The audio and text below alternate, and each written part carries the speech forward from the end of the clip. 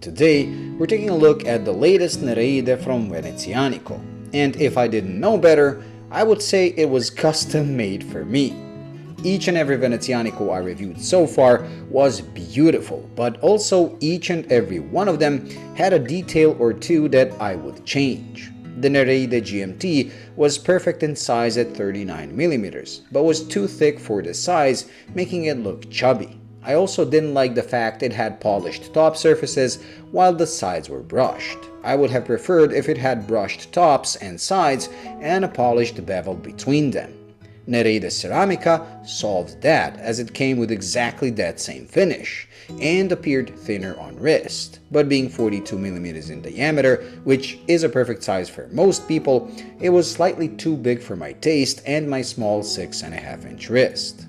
I know I must sound like a spoiled brat always finding something to complain about, but now, with this new Neredide Tundsteno, they made everything, and I mean everything the way I like.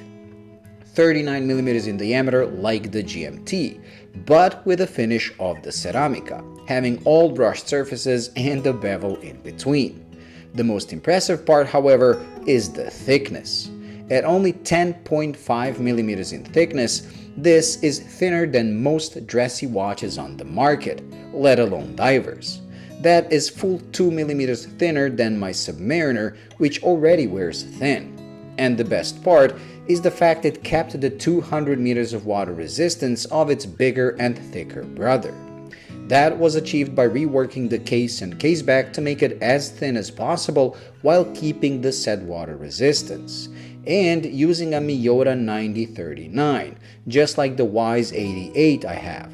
9039 is a variant of the very popular 9015, where the hand clearance has been reduced, making it possible to mount hands closer to the dial and to each other, resulting in a thinner watch compared to ones powered by the 9015. It is also more premium than the often used Seiko NH35, as it beats at 28,800 bph like the Swiss counterparts from Sellita and ETA, and also comes with hacking and hand winding. What my personal experience with every Miyota movement tells me is that they're also much more accurate out of the box, so a great choice for the movement. And then we move on to the second star of the show, the dial. I will try to capture it as best as I can, but you really have to see it in person. The way it changes as you move the watch around makes it appear like you have an ocean on your wrist. You get the feeling it is alive and you see the waves moving. It is quite frankly amazing. To complement the gorgeous dial, they used highly polished hands and markers, and the markers really stand out. They're blocks of precisely cut and mirror polished rectangles with facets all over. They shimmer and sparkle with every move of your wrist, making this watch anything but subtle.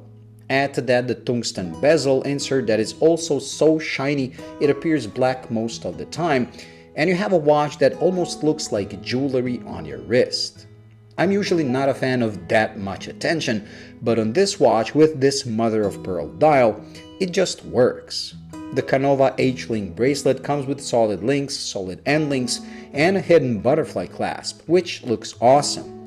But just like with every bracelet with that type of a clasp, it can be a problem if you're stuck between sizes, as it doesn't offer any micro adjustment. For me, it isn't a problem as it fits perfectly, but I just wanted to warn you in case your wrist does fall between.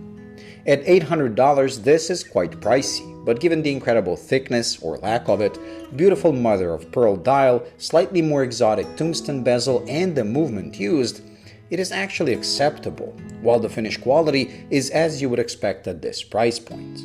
All I can say, they finally made a watch where I have absolutely no complaints whatsoever. Thank you for watching. I hope you enjoyed and found it useful. If you did, please like and subscribe, and until the next video,